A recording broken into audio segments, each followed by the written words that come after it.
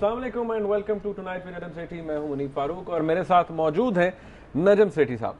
नाज़रीन, आज के इस प्रोग्राम में हम सबसे पहले बात करेंगे कराची की, जहां पर सूबाई वजीर दाखिला सिंध डॉक्टर जुल्फ़िकार मिर्ज़ा आज काफ़ी घनघरज के साथ बोले और बड़े गरजे और इसका निशाना बनी मुख्तलिफ पार्टीज़, इनफैक्ट वो पार्टीज़ जो कि कोलेशन पार्टीज़ हैं सिंध के अंदर।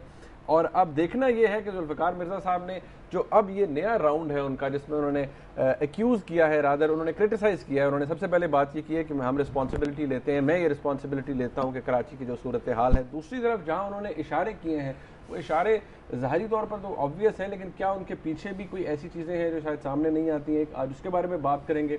पंजाब के अंदर भी बड़ी इंटरेस्टिंग सिचुएशन चल रही है। यहाँ पर भी पाकिस्तान पीपल्स पार्टी वर्सेस PMLN और एक जो बयानबाजी एक दूसरे के खिलाफ होती है वो भी काफ़ी दिलचस्प हो जाती है एट टाइम्स। तो इस हवाले से भी आपको बताएंगे बाबर अवान साहब का एजेंडा क्या है। वो लैश आउट तो करते हैं PMLN के ऊपर, उनका जो उनको मेरे ख्याल में कोई ऐसा वो एक फोबिया हो गया है कि जब भी वो आते हैं वो शुरू PMLN से ही करते हैं, नवाज शरीफ साहब से। तो अब ये क्या फोबिया जो है इसके पीछे बैकग्राउंड में क्या है, विकीलीक्स के हवाले से भी कुछ इंटरेस्टिंग बात है, वो भी सेठी साहब से करेंगे। सेठी साहब, कराची, हाँ जी, हमारा देखिए कमर्शियल हब है एंड कराची इज़ बर्निंग। बहुत अरसे से वहाँ पर सिचुएशन थी वोलेटाइल रही है। शेर शाह का जो वाक़या हुआ उसमें कहा जाता है कि जी कुछ लोगों ने भत्ता देने से इनकार किया, उसके बाद उन लोगों को वहाँ पर डक शूट हुआ, लोगों को मार दिया गया। अब वहाँ पर जो सिचुएशन है, डॉक्टर जुल्फ़िकार मिर्ज़ा आपको पता है इस साल के शुरू से बोलते आ रहे हैं कि पहले वो कहते थे कि अगर मुझे रिकन्सिलिएशन का ख्याल ना हो तो मैं सारों को उल्टा लटका दूं जो भी हैं गैंगस्टर्स। आज उन्होंने फिर बात की है, तो मेरे ख्याल में अपने व्यूअर्स को वो क्लिप दिखा देते हैं और उसके बाद देखते हैं कि डॉक्टर जुल्फ़िकार मिर्ज़ा ने एक्चुअली क्या बात की। तालिबान तालिबान तालिबान तालिबान क्या है? तालिबान भी वही कर रहे हैं जो हम लोग कराची में करते हैं। भत्ते कराची में मेरे से ज्यादा आप सबको पता है भत्ताखोर कौन है। आप सब लोग उनसे या तो डरते हो या आप लोगों में मेरे जितना दिल गुर्दा नहीं है जो आप लोग अपनी जबान खोलते हो। 60 टारगेट किलर्स मेरे पास है, सबसे बड़े में बड़ी पॉलिटिकल पार्टी कराची की 26 टारगेट किलर उनके हैं। उसमें ANP के भी हैं, सुन्नी तहरीक के भी हैं, हकीकी भी हैं, सब लोग इन्वॉल्व हैं। ये क्राइम भी हम खुद कराते हैं, टारगेट किलिंग भी हम खुद कराते हैं और इसके जिम्मेदार आप सब लोग। सेठी साहब, doctor Zulfiqar Mirza again, significant बात क्या? सबसे पहले तो ये एक तो उन्होंने बात कह दी कि जो तालिबान कर रहे हैं हम भी वही कर रहे हैं कराची के अंदर। भत्ते की बात की उन्होंने।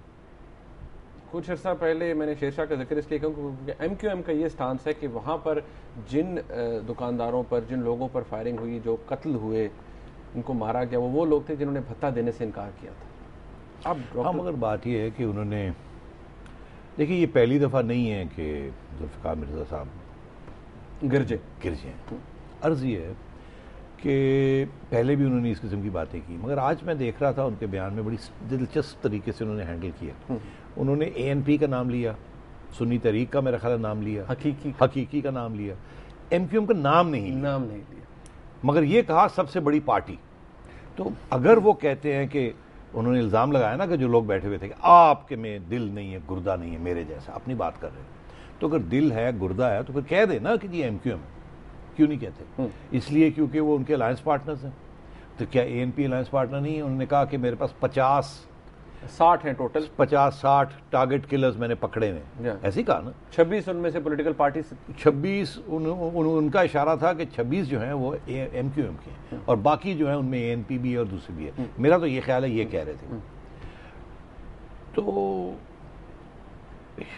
मुझे समझ नहीं आई कि इस स्पीच की ज़रूरत क्या थी इस मौके पे। जब मैं सोचता हूँ तो मुझे ऐसे लगता है कि कराची में फिर टेम्परेचर गर्म होने वाला है। MQM गवर्नमेंट को सपोर्ट नहीं कर रही RGST पे, आपको पता है, और वो गवर्नमेंट के लिए मेक और ब्रेक। अगर वो RGST नहीं लगता तो IMF अपने पैसे देने से कतराएगी, वो नहीं देगी। पैसे नहीं आएंगे तो बजट की फिस्कल डिफिसिट 8% पहुंच जाएगी, नोट छापने पड़ जाएंगे, कीमतें बहुत बढ़ जाएंगी।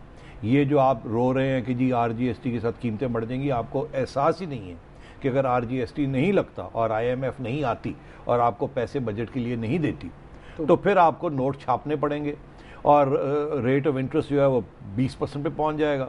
इंडस्ट्री जो अभी छट छट करके चल रही है वो भी नहीं चलेगी, इतना महंगा हो जाएगा सरमाया, और उसके अलावा कीमतें बढ़ जाएंगी। ये बयान पीपल्स पार्टी को कैसे हेल्प करता है? तो मैं ये समझता हूं कि अगर ये बयान पीपल्स पार्टी को हेल्प नहीं करता तो ये बेसिकली ये कहने की ये कोशिश कर रहे हैं कि MQM को साथ लाने की कोशिश कर रहे हैं। MQM आ नहीं रहा है।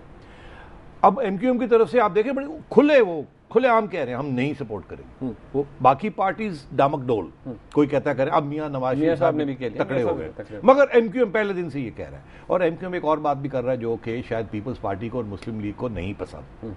वो कह रहा है कि एग्रीकल्चरल इनकम के ऊपर टैक्स लगाए, लैंड रिफॉर्म करें। जबरदस्त स्लोगन है गरीब किसान के लिए, मगर जाहिर है जिम्मेदार के लिए नहीं है, स्पेशली बड़े जिम्मेदार जो लैंडलॉर्ड्स हैं।